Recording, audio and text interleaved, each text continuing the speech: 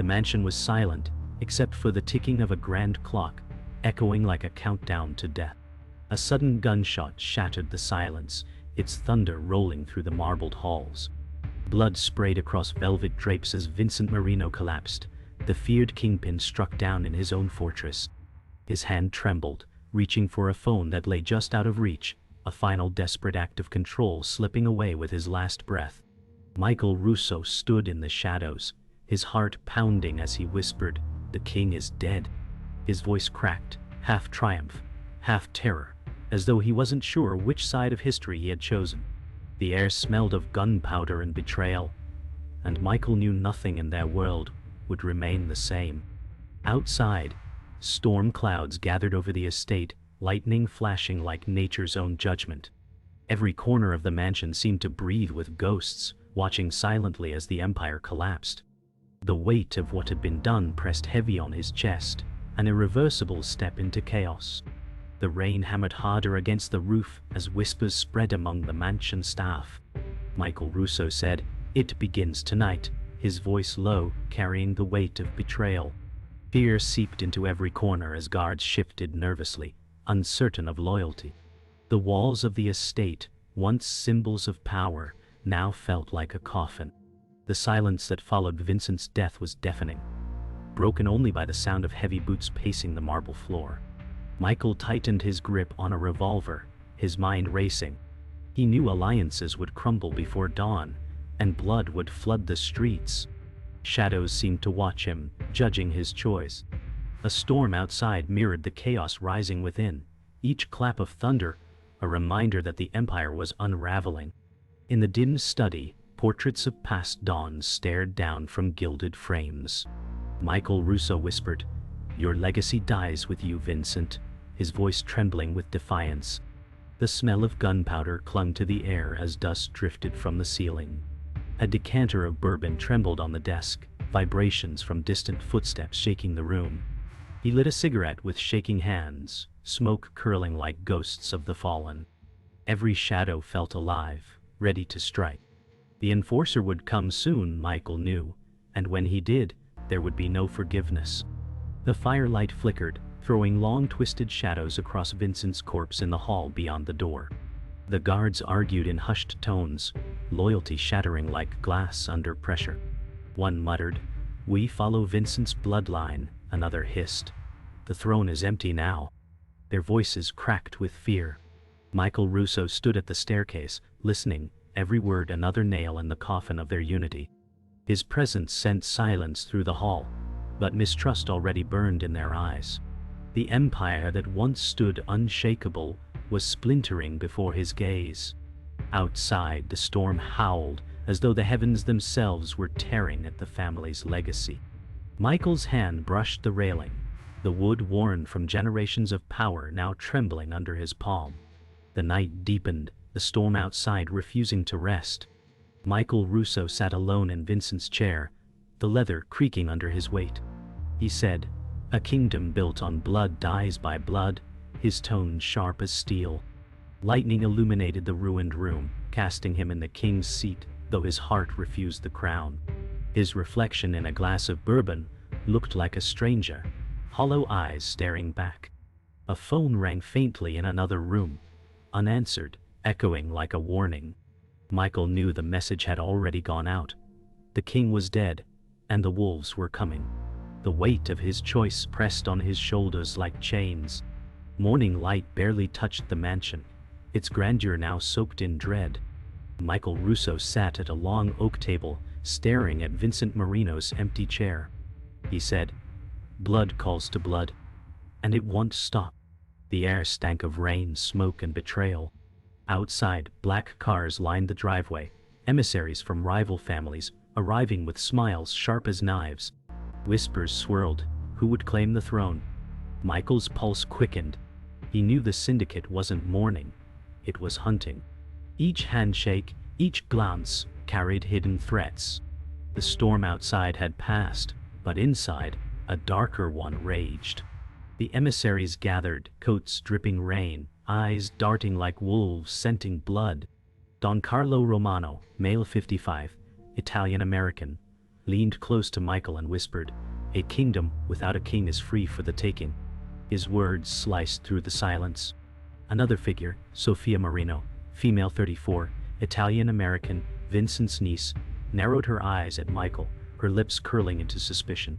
The weight of legacy pressed hard. Every movement in the room was a chess piece, sliding across a board, soaked in blood. Michael clenched his jaw. He had stepped into the fire, and the flames were rising fast. Tension snapped when a young guard stormed in, his voice shaking. "The Romano soldiers are already in the streets," he shouted. Panic spread like fire through dry grass. Michael slammed his fist on the table, growling, "This family bleeds tonight if we do nothing." Sophia sneered, "Or perhaps it bleeds because of you."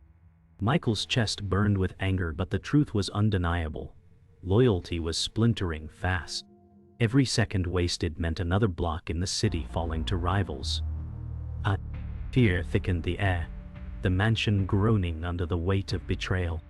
Later, in the mansion's war room, maps of the city lay sprawled across a table, red markers bleeding across territories lost. Michael traced a line with his finger, whispering, "They're carving us apart." The enforcer, Luca Vital, male 45, Italian-American, broad-shouldered, scarred jaw, entered silently, his presence colder than the storm outside. His eyes locked on Michael, a wordless warning that loyalty was still enforced by blood. Michael said, "This doesn't end in negotiation. It ends in fire." Luca's silence was louder than thunder, a reminder that survival meant ruthless choices. Night fell heavy, draping the mansion in shadows. Michael Russo stood on the balcony, staring at the city lights blinking in the distance, each one a battlefield waiting to ignite. He said, "Every light is a rival, every rival a knife." Behind him, Sofia Marino stepped into view, her voice dripping venom. "Or maybe the knife sits at your back already." Michael turned slowly, his eyes meeting hers, reading the suspicion etched in her glare. The rain began again, soft at first, then relentless. The storm had returned, and so had the wall. The safe-house basement was lit by a single bulb, flickering like a dying heartbeat. Michael Russo stood over the table, hands pressed on a city map stained with ash. He said, "The streets don't belong to us anymore." His voice was steady, but his eyes betrayed exhaustion. Across from him, Don Carlo Romano smirked. "They never belonged to you, boy." Tension coiled in the air, sharp as a blade. Sofia Marino circled the table like a predator, whispering, "Every move you make feeds the fire." The sound of dripping pipes echoed like a clock counting down to bloodshed. The enforcer Luca Vital entered, his boots echoing against the cracked cement floor. He said nothing, his presence louder than words. Michael Russo's grip on the map tightened as Luca's shadow stretched across it. Sofia Marino said, "He's here to remind us what silence costs." The room froze, all eyes locked on Luca's scarred jaw and stone-cold stare. Michael finally said, "You kill loyalty faster than any bullet." Luca's jaw tightened, and the unspoken truth hovered. Betrayal carried its own executioner. Later, the meeting splintered, and Michael found himself alone with Sofia in a narrow hallway, lined with peeling wallpaper. She leaned close, her perfume masking venom. Sofia whispered, "You think you're saving this family, but you're killing it." Michael's eyes narrowed, rage rising, but doubt gnawed at him. He said, "Your words cut like your uncle's enemies." She smirked, "And perhaps I stand with them." For the first time, Michael felt the floor tilt beneath him. Trust was gone, and shadows had teeth. News arrived like thunder. A wounded soldier staggered in, bleeding from his side, gasping. Romano's men torched the docks. Blood smeared the floor as he collapsed. Michael grabbed him, shouting, "Where are the others?" The soldier wheezed, "Dead, all dead." Silence crushed the room, broken only by Sofia's icy tone. "Your empire dies one fire at a time." Michael slammed his fist against the wall, fury burning through exhaustion. The flames outside were not just consuming territory, they were consuming loyalty itself. Night cloaked the city, flames rising at the docks, painting the skyline with smoke. Michael stood at a shattered window, eyes burning with rage. He whispered, "Every betrayal brings me closer to the truth." Behind him, Luca Vital's reflection loomed in the glass, silent as death. Michael turned, locking eyes with him, and said, "If you mean to kill me, do it now." Luca's lips curved into a ghost of a smile, then vanished. The silence stretched, a knife-edge moment that cut deep into Michael's soul. The chapel smelled of dust and old incense, its silence thick with judgment. Michael Russo lit a candle, the flame trembling in the draft. He said, "Forgive me, Father, for what I cannot undo." His voice cracked under the weight of ghosts. Portraits of saints glared down, their painted eyes accusing. A memory surged, his father's hand guiding him here as a boy, promising honor through blood. Now the pews groaned with betrayal instead of prayers. The marble altar seemed more like a tomb, holding every broken vow. Michael's knees buckled, his chest heaving, but no absolution came. Shadows whispered that redemption had no place in his world. A scream cut through the night as Michael stumbled into a back room. Bound to a chair sat Anna Russo, his younger sister, the victim caught in this web. She was bruised, her eyes swollen but defiant. She whispered, "They want you broken, Michael." His throat closed as he answered, "You should never have been dragged into this." Her tears fell silently, each drop a blade against his conscience. Every chain around her wrists was a chain on his soul. The room stank of damp wood and betrayal, lit by a single bare bulb that swung with every gust. For the first time, Michael saw the cost of his war written in blood on family. In a rain-soaked alley outside, Michael pressed his back against a brick wall, breathing hard. His ally, Marco De Luca, once a rival, approached cautiously. Marco said, "You think this is just about you? They'll burn the whole city to the ground." Michael snapped, "Then let it burn, but she doesn't die." Marco smirked bitterly, "You've got the fire in you, but fire doesn't choose what it consumes." Their eyes locked, hatred tempered by necessity. They both knew their fragile alliance was bound by the blood of the innocent.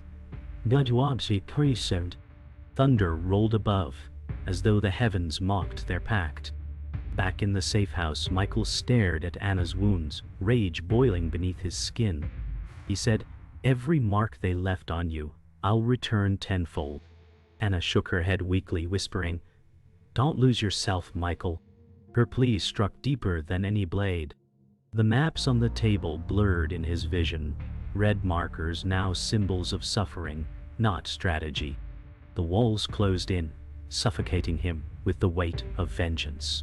For a fleeting moment, he saw himself through her eyes, not a savior, but another soldier feeding the cycle. His fists tightened, nails digging into flesh, as silence thundered louder than war. That night, Michael sat alone on a rooftop overlooking the city. Smoke from burning docks curled into the stars. He whispered, "Every ghost I carry comes with a price." His reflection in a puddle looked like a stranger, eyes hollowed by grief. He thought of Anna, of Vincent, of every name written in blood. The city lights stretched endlessly, each one a witness to betrayal. The wind howled like the voices of the dead, urging him forward. In that moment, he realized the war wasn't just against the Mafia, it was against himself. And the line between justice and damnation blurred into shadows. The mansion's boardroom echoed with foreign voices, each syllable heavy with menace. Michael Russo stood at the head of the table, flanked by shadowed figures from rival cartels. He said, "This city bleeds because you feed on it." A Mexican cartel envoy sneered, "And you bled it first." Politicians in tailored suits whispered deals under their breath, their pens as sharp as knives. The air was thick with cigar smoke and betrayal, every handshake concealing a dagger. Michael's chest burned as he realized the Mafia was no longer family. It was a battlefield of nations. Every ally was an enemy in disguise, and the throne he had never wanted was becoming a death trap. As tension thickened, Vincent Marino entered with a smile sharp as glass. She said, The empire falls not from bullets, but from whispers. Her voice cut deeper than any blade. Michael glared, his jaw tight, but her words dug into his chest. He remembered Anna's bruised face, and saw in Sophia the mask of betrayal. Yet the room leaned toward her, as if her venom held truth. Michael's voice cracked as he growled. Whispers turn to screams when blood spills. The envoys smirked, politicians murmured, and in the shadows, Luca Vital watched silently, his presence reminding all that silence itself could kill. The night shifted to chaos outside as Michael stormed from the mansion, rain hammering down. Marco De Luca caught up, his trench coat whipping in the wind. He said, "You're blind, Michael. Sophia plays them like a violin." Michael spat, "Then I'll cut her strings." Marco shook his head, eyes burning. "You cut her strings, you cut your own." Sirens wailed in the distance, proof the politicians had unleashed the law against him. Every alley screamed danger. Every window hid a rifle. The city itself had become a trap, and Michael's fury threatened to consume reason. The war was no longer in shadows. It was in the streets. Back in the safe house, Anna's voice broke the storm. She whispered, "Michael, stop before you become the monster you fight." Her bruises glistened under the dim lamp as she tried to hold his hand. Michael shook, his rage a wildfire. He said, "I can't stop. Not until they pay." Her tears fell, silent daggers of truth. Marco's voice rose from the shadows. "She's right. The more you fight them on their terms, the more you become them." The words clawed at Michael's chest, but vengeance was already sinking hooks too deep. The room closed in, suffocating with the weight of impossible choices. Later, Sophia Marino stood on a balcony above the city, her phone glowing with secret messages. She said softly, "They're all pawns, and pawns are meant to fall." Lightning flashed, her face half lit with triumph. Below, Michael watched from shadows, fury boiling as he realized the scale of her manipulation. She wasn't just feeding betrayal, she was orchestrating the collapse. He whispered to himself, "The spider spins, but I'll burn the web." Yet as he spoke, he knew the fire would scorch everything he loved. The storm raged, and the web tightened around them all. The safe house shook with the storm outside, but it was nothing compared to the storm inside Michael Russ's chest. He paced the room, fists clenched, while Anna said weakly, "You can't trust any of them, Michael." His eyes darkened as he muttered, "Family was supposed to mean something." The walls seemed to close in as Sophia Marino entered, her heels clicking like a death knell. She said coldly, "Family only matters until it weakens you." The words cut deeper than steel. Michael froze, his breath sharp. For the first time, he felt the floor collapse beneath him. He was not losing the empire. He was losing the blood that bound it. Sophia's eyes gleamed as she stepped closer. "It was me, Michael. Every fire, every betrayal, you were my pawn." Michael's breath caught, his heart pounding like a war drum. He growled, "You're lying." Sophia laughed, her tone venomous. "I buried Vincent. I fed the cartels. And you? You carried the blade for me." The words cracked his soul. Anna gasped, whispering, "She's the devil in our blood." Michael's knees buckled as realization struck. Every move he'd made had been her design. His quest for redemption had been nothing but her cruel game. The air thickened with smoke as Luca Vital stepped from the shadows, his scarred jaw set like stone. Michael shouted, "You knew?" Luca's silence said everything. Sophia's voice was silk over steel. "Luca was never yours, Michael. He was mine." The enforcer's eyes met Michael's, cold, unreadable. Michael's heart roared with betrayal, but Luca only said, "Loyalty is just another weapon." Michael's rage surged. He had trusted Luca, leaned on him in the chaos, and now the foundation crumbled. The safe house felt like a coffin, each breath filled with death. The walls of truth crumbled further as Sophia leaned close, whispering, "And the empire? It was never ours. We are pieces of something bigger." Michael's chest tightened as she revealed names, politicians, generals, global cartels, faceless puppeteers in the dark. He staggered back, whispering, "We were never kings, just pawns." His voice trembled with despair. Anna cried, "Michael, you can still end it!" But the revelation burned through him like acid. His fight had never been for freedom or redemption. It had always been a shadow war where the players above were untouchable. Thunder split the night as Michael stood at the window, his reflection fractured in shattered glass. He whispered, "All this blood. And it was never mine to spill." Behind him, Sophia smirked, raising her phone to send another order into the abyss. Anna cried, "Don't let her break you." Michael's chest heaved, torn between vengeance and despair. He could kill her now, but the truth clawed at him. Her death would not end the war. It would only feed the beast above them all. Lightning lit his face, hollow and broken, as he realized the fight had become something far greater than bloodlines. The estate loomed like a mausoleum, isolated in the hills, its shattered gates creaking as Michael Russo pushed through. Rain lashed against his leather jacket, but the storm outside was nothing compared to the storm in his chest. He whispered, "This ends tonight," his voice trembling like a vow carved in stone. The marble floors glistened with water and blood, reflecting candlelight that flickered in broken chandeliers, turning the grand hall into a theater of ghosts. Shadows writhed along the cracked walls, whispering memories of Vincent and every betrayal that followed. Michael's revolver felt heavier than iron, as though the weight of every death pressed into its barrel. His heart thundered louder than the storm as footsteps echoed in the dark. Luca Vital stepped forward, scarred jaw catching the firelight. He said coldly, "You should have died with Vincent." His voice was a blade, merciless and sharp. Michael raised his gun, his words raw. "I'm not the man you think I am." Lightning split the sky, painting the hall in white fire as their eyes locked, predator and prey, indistinguishable in the storm's fury.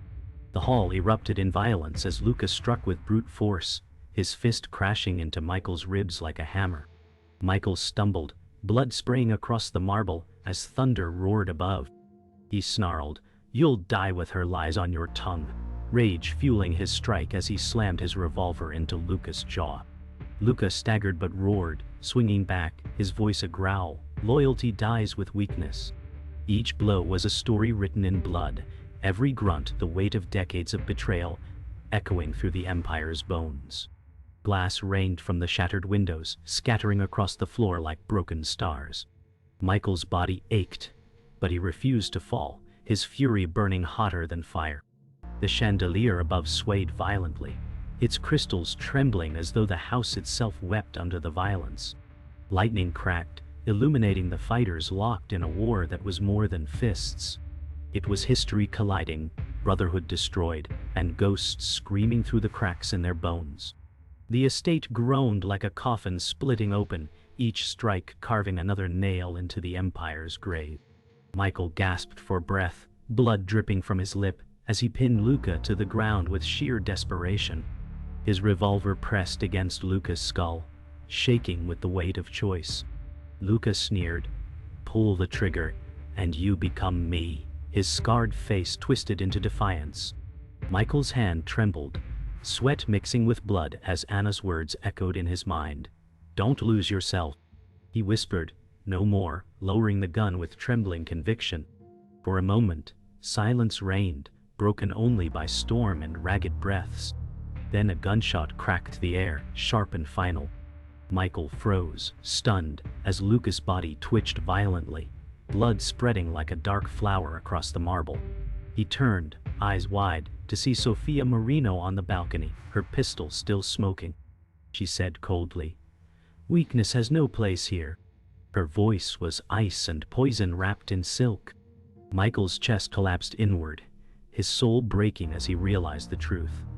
Sophia was not just betrayer, but executioner, architect, and Queen of Ash. His war had been her design all along.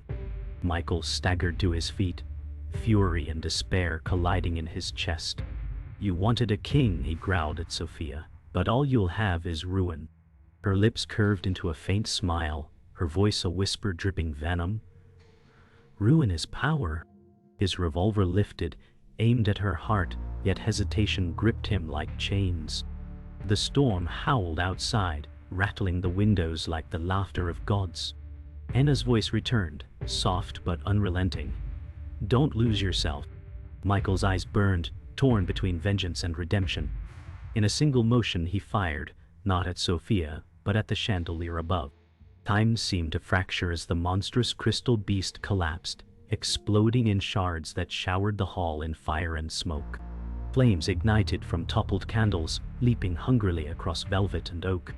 Sophia screamed as the blaze surrounded her, her elegant figure twisting in smoke and shadow. Michael turned away, his body shaking, each step dragging him further from damnation. The fire roared, consuming past, present, and crown. The estate burned like a funeral pyre as Michael Russo stepped into the storm, flames painting the night sky red. His face was bloodied, his jacket torn, his body trembling under the weight of survival. He whispered, "A kingdom built on blood dies by blood," his words carried away by the howling wind. Behind him, the empire turned to ash, its power devoured by fire. The city lights glowed faintly in the distance, indifferent to his pain, silent witnesses to ruin. A phone buzzed in his pocket, its vibration like a ghost's call. The screen glowed with a number he didn't recognize. He let it ring, each tone echoing like a reminder that war never ends. Anna's voice haunted him, Sophia's cruel laughter burned in memory, and Lucas' silence carved scars in his soul. His steps grew heavier, swallowed by shadows, until only the storm remained. The night did not bring peace, only survival. And survival was a curse written in fire.